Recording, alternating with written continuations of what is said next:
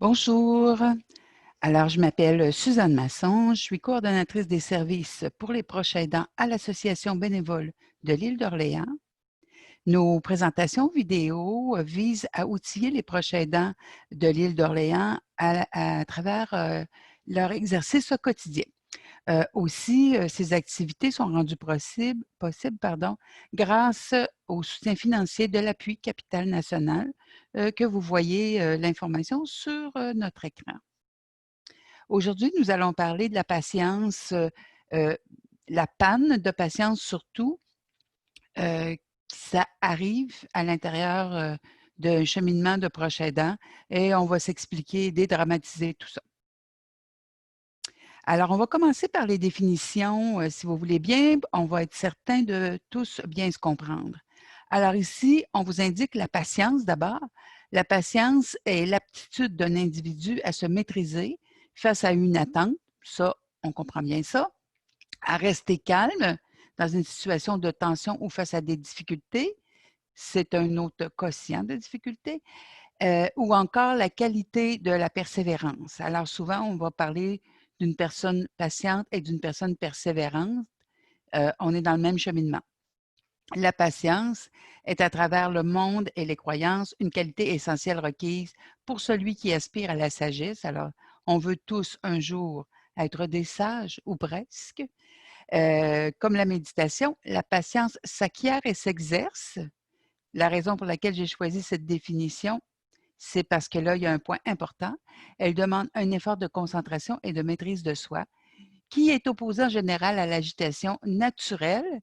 C'est l'autre élément important qu'on va discuter tout à l'heure, à l'impatience qui est innée. Alors, on va tout expliquer ça. Vous voyez des éléments là-dedans, dans cette définition-là, beaucoup d'informations qu'on va regarder tout au long de la présentation. Le fait qu'on parle d'une impatience qui est innée, donc on viendrait au monde impatient, et que pour devenir patient, on doit donc s'exercer et apprendre pendant notre évolution. Alors, c'est possible pour tous. Et quand on définit l'impatience, on parle d'un trait de caractère d'une personne qui ne peut s'empêcher d'agir, donc il n'y a aucune retenue. L'état de quelqu'un qui supporte avec difficulté les choses ou les personnes importunes, donc on est réactif à tout et à tous. L'état de quelqu'un qui ne sait ou ne peut patienter, attendre avec calme. Donc, c'est le genre de situation où on va voir que les gens, on va dire la personne piaffe. Alors, les gens ne vont pas rester sur place patiemment. On va regarder tout ça ensemble pendant toute la présentation. Alors, tout de suite, on va regarder qu'est-ce qui se passe au niveau chimique. Alors, tout ce que je vous présente, bien sûr, n'est pas le cru de mon simple cerveau. J'aimerais bien m'en vanter, mais non, je fais plusieurs lectures, je consulte plusieurs professionnels. Donc ici, on a la docteure Joanne Lévesque, qui est neuropsychologue, donc qui nous parle du point de vue cérébral qu'il y aurait un déséquilibre de la dopamine. Je vais le lire, puis on va le discuter. C'est le messager, la dopamine, donc c'est le messager chimique qui est responsable de l'inhibition et de l'attente. Donc, cette dopamine-là devrait nous aider à être patient. La dopamine, c'est aussi le même neurotransmetteur qui est le plus important pour le plaisir et la motivation. Alors, vous voyez, c'est particulier. Cette dimension chimique-là dans notre métabolisme est là pour nous aider à attendre et est là pour nous permettre de vivre la satisfaction et le plaisir. Elle a donc deux fonctions ambivalentes, là.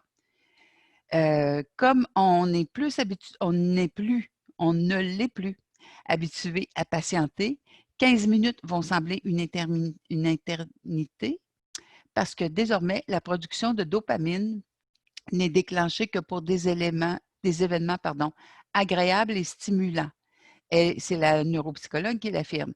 Donc, il s'est passé quelque chose dans l'évolution de l'être humain qui fait que ben, l'arrivée de la technologie, toute la période de l'industrialisation des années 45-50 et toute l'évolution technologique a amené une rapidité dans tout ce qui est exécutif. et tout ce qui est manipulation. La télévision, avant, il fallait se lever pour aller tourner donc le poste et choisir, syntoniser le poste qu'on voulait pour changer le son, pour adapter plus de lumière, plus de contraste. Maintenant, on fait tout avec une manette. Et là, on va aller jusqu'à notre cellulaire, l'ordinateur et tout ça. Donc, on a entraîné notre corps à réagir à tous les événements agréables et à ne pas attendre. Donc, vous voyez là, on a un élément de base assez important. Pourtant, la fonction première de la dopamine était aussi, dans les fonctions, je devrais dire, était aussi de nous aider à attendre. Alors, ce qui est particulier, c'est que lorsque maintenant on attend, l'autre hormone qui est libérée, parce que quand même, il y a notre corps continue d'agir au niveau chimique, c'est la cortisol. Et la cortisol, c'est l'hormone du stress. Alors, lorsqu'on attend, on libère davantage une hormone qui nous fait réagir au niveau du stress, qui nous dit OK, il y a quelque chose qui ne va pas, tu n'es pas bien là-dedans, réagis. Alors, c'est pour ça qu'il faut s'entraîner et ramener la dopamine à sa fonction de si on attend un peu, ça va être encore mieux après. Alors, on va parler maintenant de stress chronique parce que c'est dans la suite de tout ce que j'ai à vous dire, bien sûr. Alors, sur le stress chronique, ce qu'on sait, c'est que, bon, là, ici, je vous ai coupé un segment parce qu'il y avait beaucoup d'explications. Alors, des expériences qui ont été faites avec des rats, vous les stressez tous les jours, la réponse biologique à ce stress-là va diminuer parce qu'il va s'adapter, il va s'habituer à ce stress-là qui est quotidien. Par contre, il va devenir, ici, on dit 10 fois plus réactif à tout nouveau stresseur. Alors ça, c'est la docteure Sophia Lupien, pardon. Sonia Lupien, fondatrice, directrice du Centre d'études sur le stress humain. Alors, ce stress chronique-là, on l'appelle la colère spontanée. Vous avez sûrement, on va regarder ça, mais vous avez sûrement déjà vu ces situations-là. C'est un indice qui est envoyé au cerveau et qui dit, OK, il se passe quelque chose d'extrême, il faut réagir là. Alors, cette rage-là, c'est comme la rage au volant. Euh, Quelqu'un coupe devant vous et votre réaction est immédiate, soit d'accélérer, soit de tenter de le dépasser, de crier dans la voiture, de faire énormément de gestes. Vous n'êtes pas obligé de réagir avec intensité si vous décidez que ça va être différent. Mais on va voir ça ou on va voir si vous décidez de le dépasser, vous allez le dépasser, vous allez freiner ou vous allez couper la route, sortir de votre voiture, vouloir le frapper. Ça peut aller jusque-là, on le sait, il y a des exemples dans la vie de tous les jours, malheureusement. Quand on ne se reconnaît plus, c'est un signe que la pression est trop forte. Il faut aller chercher un soutien professionnel, c'est ce qu'on nous dit ici. Et il y a des signes qui vont montrer que vous êtes beaucoup trop ici fatigué. Mais dans le fond, ce qu'on veut dire, c'est que comme un peu dans l'exercice du rat, vous avez été stimulé sur un stress régulier. Alors, on revient aux proches aidants. Les proches aidants, il y a une routine de soins pour l'aider ou il y a une routine pour aller visiter l'aider, des façons de faire. Dès qu'il va arriver et on va s'adapter à ce stress-là parce qu'il va être un stress connu. Quand il va arriver un nouvel élément, malheureusement, ça va créer une réaction, on pourrait dire une réaction choc, qui peut être extrême. Alors, il faut apprendre à se poser et à prendre un peu de recul pour être moins dans l'émotivité, plus dans le rationnel, pour bien observer ce qui se passe et ne pas laisser la colère spontanée s'installer. Dans le fond, quand on dit il y a des indices, ici, on va parler des sautes d'humeur, de la nervosité, des crises de larmes, c'est possible, et la fatigue qui va s'installer va vous rendre instable émotivement. Alors, il ne faut pas se laisser aller là-dedans. Il faut prendre le temps de se reposer, prendre le temps de discuter de ce qu'on a vu, de ce qu'on a vécu. Et surtout, là, on est toujours en temps de pandémie mondiale. Alors, depuis le 13 mars, on a développé parce que le corps est fait comme ça, l'être humain est fait comme ça, on a développé une habitude, une certaine habitude pour plusieurs. On s'est réinstallé dans une routine qui respecte les conditions, de confinement. Maintenant, on nous parle de déconfinement à travers le monde. Bien, ce déconfinement-là, c'est un nouveau stress qui peut faire que vous avez peur de sortir, peur d'aller dans les magasins, vous craignez les gens qui ne respectent pas les distances. Si vous entendez tousser, vous craignez cette personne-là. Si vous voyez quelqu'un sans masque dans un endroit où il y a un peu de proximité, plus que depuis qu'on a commencé le confinement, ça vous agresse ou vous vous sentez pas bien. C'est des choses normales. Ce qui est important, c'est de tenter de vous raisonner. Est-ce que la personne tousse en votre direction et que vous vous sentez à risque de recevoir des gouttelettes? Alors, changez de place. Attendez pas que les autres changent pour vous. C'est à vous d'opérer des changements. Quand on est avec le proche aidant, dans la routine de tous les jours, en période de pandémie ou pas, vous vous êtes adapté. Vous avez une routine qui est constante ou du moins des habitudes qui se sont installées. Quelqu'un vient perturber cette habitude-là, ça va vous le bouleverser, ça va vous déranger, ça peut vous rendre agressif. C'est ce qu'on vous dit là, dans le stress chronique. Alors, quand on parle de stress chronique, quand vous vous apercevez que vous êtes réactif à des changements et que votre réaction est vraiment, vous vous mettez à discuter sur tout, vous trouvez là, qu'il y a une escalade, là, une montée rapide de votre réaction à ce stress-là, c'est le signe que vous êtes en train de glisser dans le stress chronique. Alors, il faut prendre une pause, il faut prendre du recul, il faut parler aux gens autour de vous, pas des gens qui vont vous permettre de critiquer et qui vont encourager ça. Parlez à des gens qui ont d'autres opinions pour justement vous permettre de prendre du recul, pour voir les choses autrement. Alors, c'est important. Si vous êtes capable de communiquer avec votre aidé, et même, je vous dirais, même si dans le cheminement de votre aidé, cette personne-là ne parle plus. Ça ne veut pas dire qu'elle ne vous entend plus, qu'elle ne comprend pas. Vous pouvez exprimer des choses et dire que vous vous sentez dépassé, puis que ça va changer des éléments, que vous allez aller chercher de l'aide ou que vous allez consulter ou que vous allez changer des choses dans la façon de faire pour calmer le stress. Alors, pourquoi pas? Faites, soyez bon pour vous. C'est ce que vous devez apprendre. L'impact de la pandémie. Alors ici, c'est une recherche du docteur Irwin Sarazone qui conclut que le stress résulte d'une interférence. Alors c'est complexe, là, c'est toujours docteur Sonia Lupien qui nous parle. Alors si vous êtes, ben, c'est elle-même qui rapporte cette recherche-là, donc si vous êtes déjà à un niveau de stress élevé et que vous êtes dérangé par des interférences à répétition, vous serez évidemment plus irritable. Pensez juste à, vous êtes en train de faire quelque chose, vous êtes concentré. Vous vivez un moment avec votre aidé ou vous tentez de faire, une activité, le téléphone sonne sans arrêt. Vous fermez votre téléphone, quelqu'un cogne à la porte. Vous allez finir par faire: «Ah! Qu'est-ce qui se passe aujourd'hui? On ne peut rien faire». Pourtant, ce n'est pas la dernière personne qui est responsable de votre emportement. C'est l'accumulation, c'est les interférences dans votre démarche qui vont vous rendre plus irritable. Mais ça arrive à tout le monde. Mais en temps de pandémie, la réaction va être plus rapide. Cette escalade-là de réaction va être plus rapide. Heu, Ici, on nous dit: «Il va sans dire que plus votre système nerveux est en bon état, meilleur sera votre pouvoir d'adaptation. L'importance que nous accordons aux événements modifie énormément notre réaction». Ça, c'est très important. C'est pour ça que je vous l'ai mis cette phrase-là.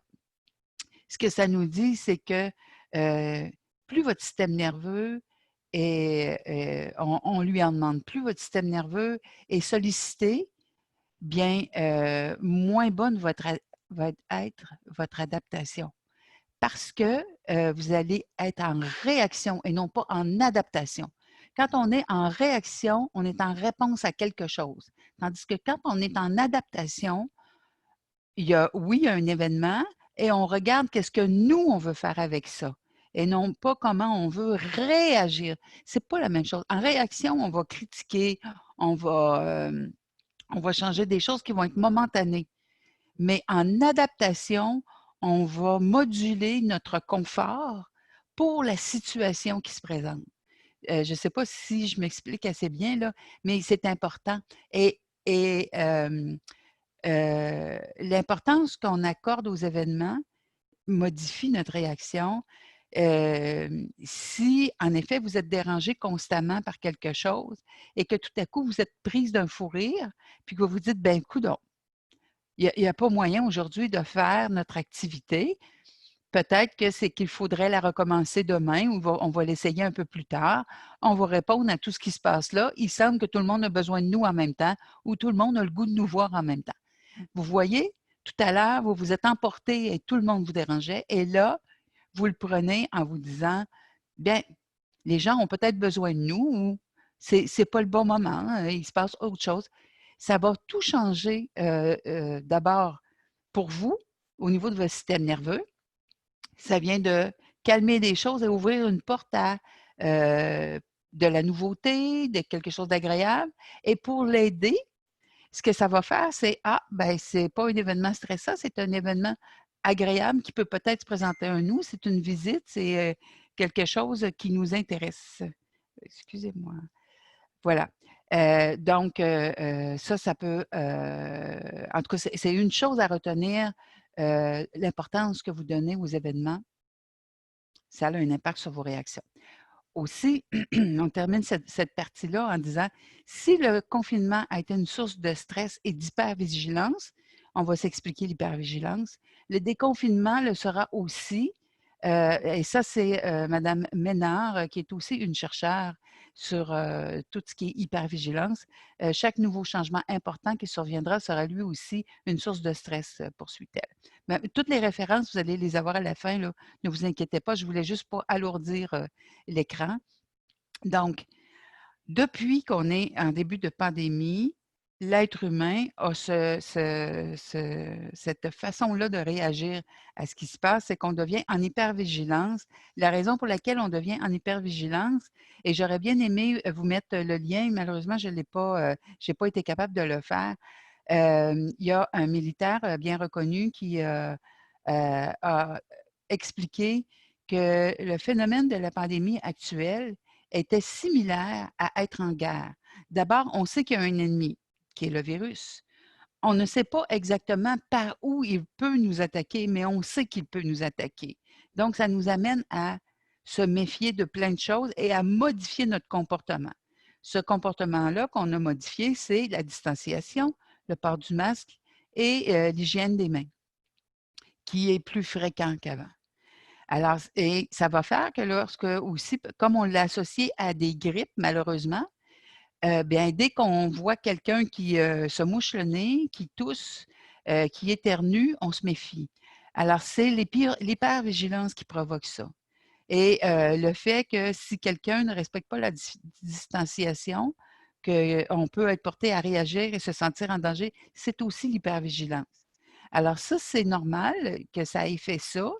Ce qui est anormal, c'est que l'hypervigilance s'installe et reste en mode de fonctionnement pour chacun. Il ne faut pas faire ça. Mais c'est spontané, là. Il faut essayer de se déprogrammer. C'est plutôt ça que je devrais vous dire. Et soyez conscients que, dans le fond, le déconfinement va exiger autant de stress parce que là, il faut réapprivoiser le fait d'être en public, le fait que des gens ne porteront pas toujours des masques et le fait qu'on ne sait pas si les gens se sont nettoyés les mains ou utilisé un détergent antiseptique. Alors, il faut faire confiance et ça, c'est un effort de refaire confiance à tous les gens en période de confinement et de déconfinement. Je vais vérifier si j'ai pas oublié, des choses comme ça. Heu, oui, ce que je voulais vous dire, c'est que, vous avez des moyens pour vous aider. Dans, une vidéo précédente où, je vous ai parlé de la routine, un allié pour les proches aidants.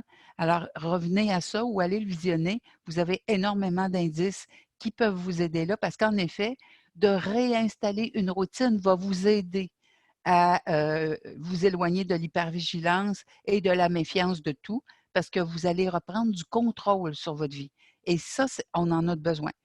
Ce que ça a installé, la période de pandémie, de confinement et de déconfinement, c'est qu'il y a une partie de nos vies qu'on ne contrôle plus. Là, on a besoin de reprendre du contrôle sur nos vies.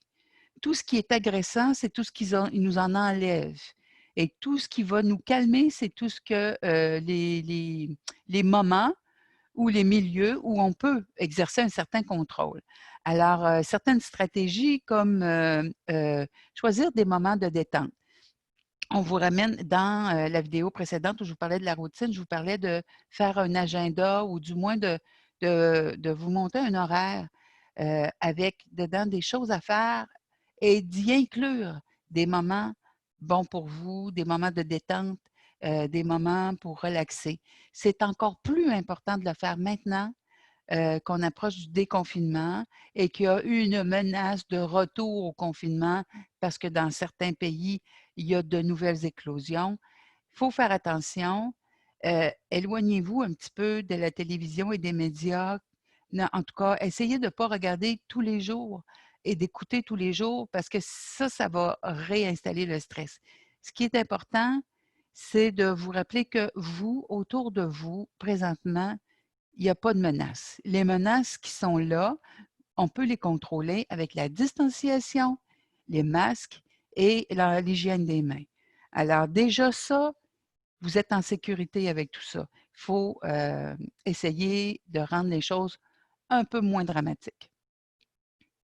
L'apprentissage de la patience. Alors voilà, dès le début, dans la définition, je vous avais dit qu'on y reviendrait. Alors ici, on nous dit la patience ne nous est pas naturelle. Le tout petit enfant est par nature impatient. C'est incroyable, hein?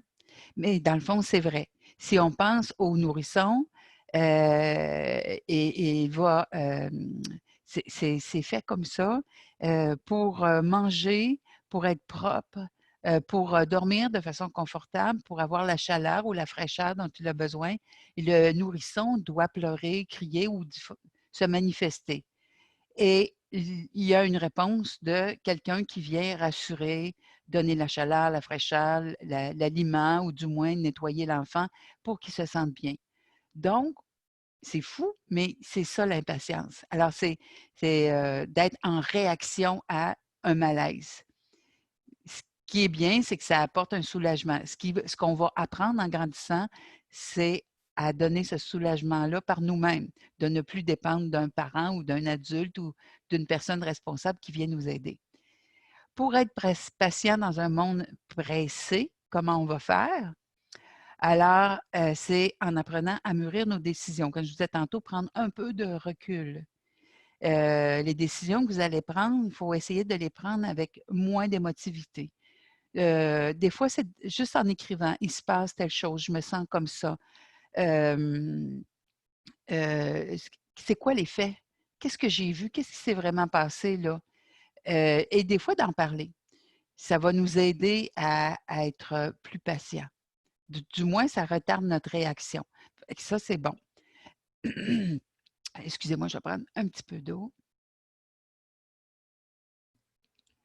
Alors, il faut apprivoiser, donc ici, on dit mieux vivre les efforts, les imprévus, les déconvenus de l'existence et bon, ces grandes périodes de souffrance comme la maladie et le deuil.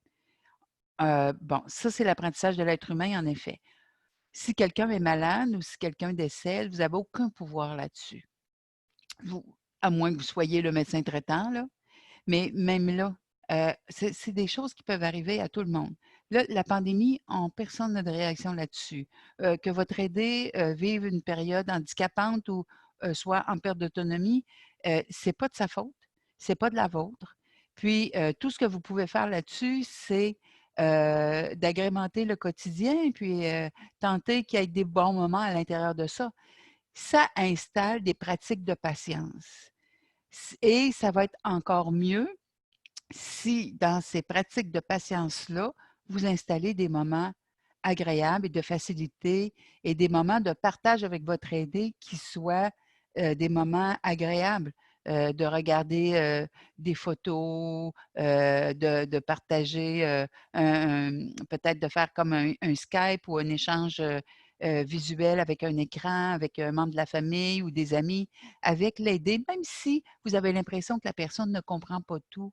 Ça fait participer et vous, ça va vous faire du bien parce que vous avez un partage avec votre aidé qui est différent de celui du soin. Il faut se ramener dans la dimension de 2 êtres humains sont ensemble, un a le rôle d'aidant, l'autre est l'aidé et les 2 vont cheminer ensemble. Un cheminement, ce n'est pas que des soins. Un cheminement, c'est se tenir la main sur une route et cette route-là, elle peut être pavée de choses agréables. On peut installer ça dans la démarche, je vous invite à le faire. Oui, ça va vous demander de la patience. C'est l'exercice qu'on fait aujourd'hui. Et la patience, c'est intéressant, a des faiblesses, imaginez-vous donc. Donc, elle peut devenir un véritable facteur d'inertie. J'ai trouvé ça très intéressant lorsque j'ai trouvé ça dans mes recherches. Dans le fond, ce qu'on nous dit, c'est qu'il faut faire attention parce qu'il y a des gens qu'on va trouver ou qu'on va qualifier de patients, alors que dans le fond, ce sont des gens qui vont reporter ou qui vont dire ben, on verra. Le temps arrange les choses. Bon, on verra qu'est-ce qui va se passer un peu plus tard. On va laisser les gens décider, puis ben, on fera avec. Mais ça, dans le fond, moi, je ne suis pas d'accord, ce n'est pas de la patience. C'est vraiment choisir que notre vie est gérée par l'extérieur et que nous, on ne fait que être en réaction à l'extérieur ou du moins suivre ce qui se passe à l'extérieur. Si vous voulez faire une vie, ben, je ne veux pas être vulgaire, là, mais de moutons dans un troupeau et qu'on vous dirige constamment, qu'on vous dise toujours quoi faire, c'est parfait. Mais si vous voulez être maître de votre vie puis choisir vos moments de plaisir et de pouvoir avoir du pouvoir sur cette vie-là, alors on essaie de ne pas glisser, donc dans la faiblesse. Pour faire diminuer l'émotion, donc comme je vous disais, se concentrer sur les faits. Je m'excuse, là, je relis mes notes des fois. Puis pour se concentrer sur les faits, il faut se demander qu'est-ce qui se passe présentement? Comment je me sens moi là? Est-ce que je suis en colère? Est-ce que j'ai de la peine? Souvent, la tristesse arrive avant la colère, hein? Et on va être en colère parce qu'on ne peut pas exprimer notre tristesse ou parce qu'on ne veut pas exprimer la tristesse, on va installer la colère ou du moins la réaction. C'est plus, pas valorisant, mais j'allais dire au niveau de l'ego, ça donne l'impression qu'on a du pouvoir quand on est en colère, alors que quand on vit la tristesse, qu'on a des pleurs, on a l'impression qu'on est diminué. On n'est pas diminué, on est un être humain, on vit l'émotion et cette émotion-là, il faut lui laisser sa place. Si vous ne prenez pas le temps de vivre vos périodes de tristesse, que vous entrez automatiquement en colère, c'est là que vous interférez dans la chimie de la dopamine et de la cortisol. Et c'est important, cette tristesse-là, cette émotion-là de tristesse, je m'excuse, je ne veux pas passer trop de temps là-dessus non plus parce qu'on parlait beaucoup de la patience, mais de vivre, accepter les moments où on n'a pas de pouvoir, qui peuvent vous amener de la tristesse, de les accueillir, ces moments-là, avant de passer à autre chose, ça va justement vous permettre de réfléchir. Euh, ça va vous permettre d'abord de vous concentrer un peu sur vous et de reconnaître vraiment comment vous vous sentez. Ensuite, ça va vous donner l'énergie pour passer à autre chose. C'est impressionnant, là, mais vous allez aller épuiser de l'énergie. Puis, qu'est-ce que je voulais aussi vous dire par rapport à ça? Donc, ça va vous permettre de pouvoir regarder davantage les faits, qu'est-ce qui se passe au niveau rationnel. Ça va vous permettre donc d'être plus patient pour avoir un résultat ou du moins d'arriver à une situation agréable. Et ça va vous permettre d'installer les mécanismes, de mettre en place les étapes pour arriver vers un mieux-être ou pour aller chercher le support qui vous est nécessaire. Et ça, c'est ce bout-là, peut-être que je ne le dis pas assez souvent, mais il faut apprendre à aller chercher de l'aide et ce n'est pas être diminué. On n'est pas des spécialistes, personne de l'aidance. Et la preuve, c'est que comme intervenant, on passe notre temps à consulter nos collègues pour ajuster nos interventions. Il n'y a personne de pro de tout qui peut se vanter de tout savoir et de tout faire de la bonne façon. En tout cas, je me méfierais de cette personne-là. Oui. Alors, une meilleure santé pour les personnes patientes. Eh oui, imaginez-vous donc, plus les gens sont patients, meilleure est leur santé et surtout leur santé mentale. Alors ici, on dit que la patience face au tracas du quotidien semble aller de pair avec une bonne santé mentale. Bien, vous savez, ça, là, je vais juste arrêter là pour vous dire que ce que ça va faire, c'est que hem, si vous vous exercez à la patience, c'est que vous allez, il va y avoir moins de drames parce que vous allez percevoir où est votre pouvoir, où est-ce que vous pouvez intervenir. Puis, en plus, si vous acceptez d'aller chercher de l'aide ou de demander l'aide quelquefois, ça va favoriser que vous allez déléguer, devenir gestionnaire de la patience. Hey, c'est super ça. Alors, soyez gestionnaire de votre patience et distribuez des responsabilités à des professionnels autour de vous. Ça vous enlève la pression, donc vous vous sentez bien et c'est excellent pour votre santé mentale, c'est ce qu'on nous dit ici. Les patients sont de meilleurs amis et voisins. Mmh. Dans les relations avec les autres, la patience devient une forme de gentillesse. C'est que plus vous l'êtes avec vous-même, plus vous allez être, tolérant et capable d'accepter des faux pas ou des distractions ou des maladresses des autres et ça va faire que vous allez même être bienveillant en leur disant: «C'est pas grave. Bon, ben, écoute, attends un petit peu, il doit y avoir une solution à ça». Donc on est perçus comme étant des bons amis ou des bons voisins parce que vous avez l'exercice de la patience, vous avez une influence positive sur les autres. Alors, la patience, ça nous aide à atteindre nos objectifs. Bien, c'est pas très, très sorcier. Pourtant, il y a des recherches qui sont faites là-dessus. Alors, ici, c'est un chercheur, Snitker, en 2012, qui a dit que les trois phénomènes qu'on vient de voir, donc meilleure santé pour les personnes patientes, que les patients sont des meilleurs amis et voisins et que la patience nous aide à atteindre nos objectifs, il dit qu'ils sont associés à une plus grande agréabilité, que c'est un trait de personnalité caractéristique de chaleur, gentillesse et coopération. Alors, vous voyez, en effet, au niveau d'un groupe, la patience, c'est ça, c'est le fondement de la société civile. Ça veut dire qu'on installe une tolérance aux façons de vivre différentes et aux particularités de chacun. Et on s'adapte ou du moins, on est capable de vivre à côté de quelque chose qui ne nous convient pas sans être en réaction. C'est en effet, c'est moins épuisant à la longue. Bon, dans le même esprit, la patience est liée à la confiance dans la personne et les institutions qui nous entourent. Donc, je reviens à le déconfinement. La crainte du déconfinement est reliée beaucoup à une perte de confiance. On a installé une méfiance de l'ennemi qui est le virus. Et cet ennemi-là est tellement négatif qu'il nous a fait croire que tout le monde est dangereux pour nous. Et ce n'est pas vrai. Tout n'est pas dangereux pour nous. Ce qui est dangereux pour nous, c'est qu'est-ce qu'on ne fait pas pour nous. Ce que vous abandonnez de faire pour vous, comme prendre soin de vous, vous offrir des moments agréables, plus, excusez, malgré ou avec le confinement et le déconfinement. Il y a des choses que vous pouvez faire pour vous faire du bien, du dessin, de la lecture. Vous pouvez danser dans le milieu de votre salon, ça ne dérange rien. Et même, ça pourrait amuser votre aidé. Vous ne savez pas, ça peut distraire. Et si votre aidé est capable, avec une canne ou un déambulateur, de vous accompagner, pourquoi pas? Et c'est le secret, justement, pour être capable de fonctionner. L'être humain est un animal grégaire, donc a besoin des autres. Et pour être capable de satisfaire ce besoin-là de compagnonnage, il faut faire confiance aux compétences de chacun. Et parfois, l'incompétence d'un autre va nous permettre d'exercer notre compétence. Alors, on a besoin des autres. Alors, dans nos pistes de solutions, attendez un petit peu. Dans nos pistes de solutions. Alors, imaginez-vous donc, le télétravail peut être une piste de solution. Il y a une recherche ici qui a été exercée par Mme Diane Gabrielle Tremblay, qui est une professionnelle en ressources humaines.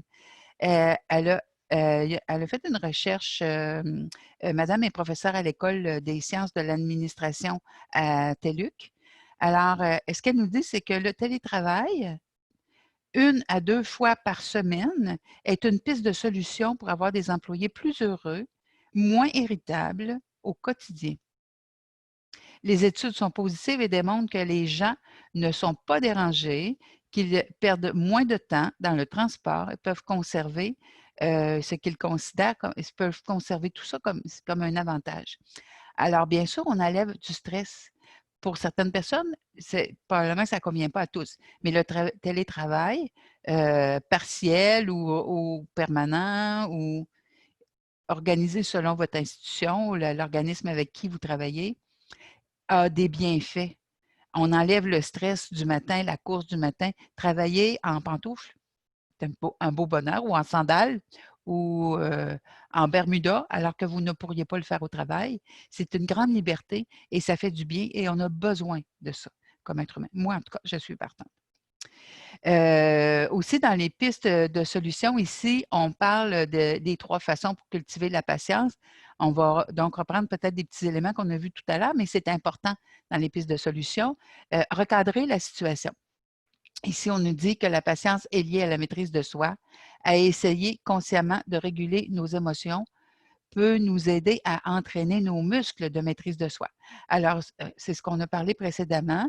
Ici, ben, on utilise cette expression-là de muscle de maîtrise de soi, mais dans le fond, plus vous reprenez du contrôle sur votre vie en exerçant la patience, mieux toutes les situations vont se passer parce que tout est recadré selon vos besoins, votre confort et le confort de votre aidé. Alors, c'est quand même intéressant parce que c'est gagnant. Alors, ça vaut la peine d'investir. Participer, la pleine, ce serait plutôt pratiquer, oui. Pratiquer la pleine conscience. Alors ça, c'est des choses qu'on entend souvent, mais ici, c'est Mme Christine Carter.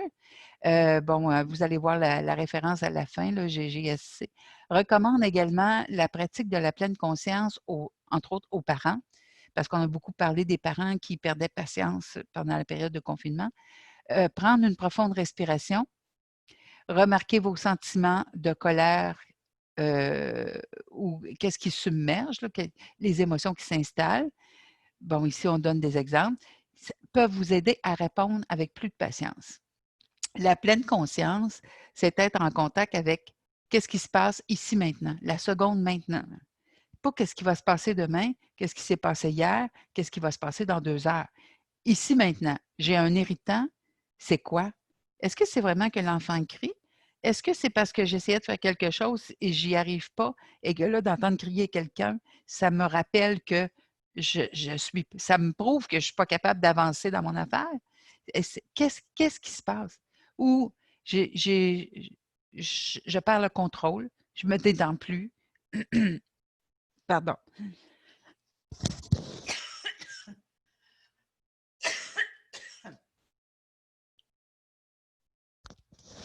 Voilà. Moi, je perds un petit peu le contrôle quand on fait des vidéos. Et puis, pratiquer la gratitude. Ça, c'est très intéressant. Vous irez voir vraiment dans les bibliographies à la fin. Ici, on nous dit, si nous sommes reconnaissants pour ce que nous avons aujourd'hui, nous ne sommes pas désespérés pour plus de choses ou de meilleures circonstances immédiates. Alors, si on accepte ce qu'on a, on n'est pas en train de dire il y a mieux ailleurs. On est en train de dire, mais ce qui se passe maintenant va me permettre d'aller à autre chose ou c'est temporaire et je vais aller de l'avant et on verra. Pour pratiquer la gratitude, on nous invite à pratiquer la cohérence cardiaque. Et ça permet de contrôler la respiration et de réguler donc le stress et l'anxiété. Vous irez faire vous-même votre recherche sur Internet sur la cohérence cardiaque. Il y a énormément de choses, énormément de vidéos sur YouTube et ailleurs. Souvent, c'est symbolisé par une petite bille ou une goutte qui va monter et descendre. On suit le rythme avec notre respiration et notre expiration. Et vous faites ça quelques minutes, là, à peine. Et après 2-3 minutes, déjà, vous allez vous sentir plus détendu. On se sent plus détendu parce que là, tout à coup, on remarque que, regarde, pendant ces 2-3 minutes-là, j'ai respiré, la Terre a continué de tourner. La situation ne s'est pas empirée et je reprends mon calme. Alors, c'est pour ça que c'est bien comme ça. Ce qui est intéressant, c'est que dans la cohérence cardiaque, ce qui a été ajouté par certaines recherches, c'est que ça nous permet, en reprenant ce calme-là, pour certaines personnes, d'observer qu'est-ce qu'il y a de bon autour et de reconnaître la beauté de l'environnement. Parfois, ça va juste faire que pendant votre respiration, vous allez observer qu'il y a une petite fleur qui pousse sur le bord du trottoir ou à un endroit inattendu et que vous trouvez que c'est beau. Bien, juste de reconnaître qu'il y a quelque chose de beau, de bon, de bien autour de vous, c'est de la gratitude et ça permet d'enlever du stress, de retrouver, on parle toujours de la patience, de retrouver la patience en vous.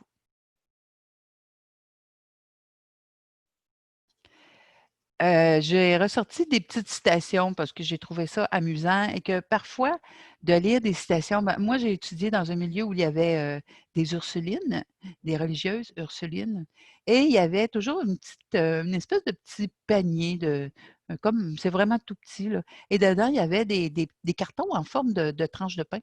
Et il y avait toujours des petites pensées qui étaient vraiment des citations de la Bible ou d'un saint quelconque. Une scène quelconque, je devrais dire, parce que c'était souvent Marie de l'Incarnation et Angèle Mérici, parce que c'était les Ursulines. Et ça m'a fait penser que juste de lire ça, souvent, ce que ça amène, de lire ces petites pensées-là, ça amène un temps d'arrêt, une réflexion, un peu comme on vient de dire au niveau de la cohérence cardiaque, puis au niveau de la gratitude. Ça permet une pause et après d'aller de l'avant. Alors, donc, vous pouvez vous amuser à imprimer, découper tout ça et vous faire vos propres petites tranches de citations. Alors ici, donc, ça vient d'un inconnu, malheureusement, ce n'était pas signé. Parfois, les meilleures choses dans la vie sont celles que nous attendons le plus longtemps. C'est vrai, ça arrive. Hein. L'impatience engendre l'anxiété, la peur, le découragement et l'échec. La patience crée la confiance, la détermination et une perspective rationnelle qui mène finalement au succès. Brian Adams, quand même, un bon exercice. On peut dire qu'il l'a pratiqué. Je prends les choses comme elles viennent et je trouve que la patience et la persévérance finissent par l'emporter. Paul Kane. Apprendre la patience peut être une expérience difficile, mais une fois conquis, vous trouverez que la vie est plus facile. Catherine Pulsifer. Seuls ceux qui ont la patience de faire parfaitement des choses simples acquièrent jamais la capacité de faire des choses difficiles facilement. Alors, James G. Corbett. Mais dans le fond, ce qu'il veut dire, c'est que si on est assez patient pour tenter de faire des choses simples et complexes, on va avoir la capacité de faire facilement des choses difficiles. Et c'est vrai, ça. Ne prenez, je le pense, là, c'est une opinion. Ne prenez jamais vos décisions les plus importantes lorsque vous êtes de mauvaise humeur. C'est ce qu'on dit depuis le début. Attendez, soyez patient. La tempête passera, le printemps viendra. Robert H. Schuller. Alors, c'est des exemples qui nous viennent de partout à travers le monde, qui nous rappellent que c'est bien d'exercer la patience. Alors, ici, vous avez beaucoup d'informations, une grande majorité, bien sûr, qui sont sur Internet, vu qu'on est limité ces temps-ci par les bibliothèques. Donc, j'essaie de vous faciliter un petit peu la vie en allant chercher des choses. Et bon, ici, c'est celui-là, c'est ce lien-là qui va vous parler beaucoup de la gratitude. Il y a des vidéos, c'est vraiment intéressant. On parle de comment utiliser la gratitude dans une démarche de soins. Alors, ça peut être formateur pour vous. Je vous invite à les essayer. Alors, je vous rappelle donc que je suis coordonnatrice pour les services aux proches aidants à l'Association bénévole de l'île d'Orléans. Donc, j'interviens auprès de tous les proches aidants de l'île d'Orléans. Si vous pouvez communiquer avec la BIO, l'Association bénévole, à l'adresse Internet ici présente, ou à mon adresse courriel si vous avez des questions. Si vous êtes dans la province de Québec, donc pas sur l'île d'Orléans, que vous avez d'autres besoins ou d'autres questions, que vous êtes un proche aidant, je vous invite à communiquer avec Appui Capital National qui ont une ligne Info Aidant durant la pandémie qui est offerte 7 jours sur 7, de 8 heures le matin à 20 heures. Donc, le 1-855-852-7784. Ce service-là est gratuit. C'est vraiment une ligne qui vous permet d'avoir un service direct, instantané et 9 fois sur 10, c'est un être humain qui vous répond. Alors, je vous invite à la patience. Soyez bons pour vous. Prenez soin de vous et on se revoit dans quelques semaines. Au revoir.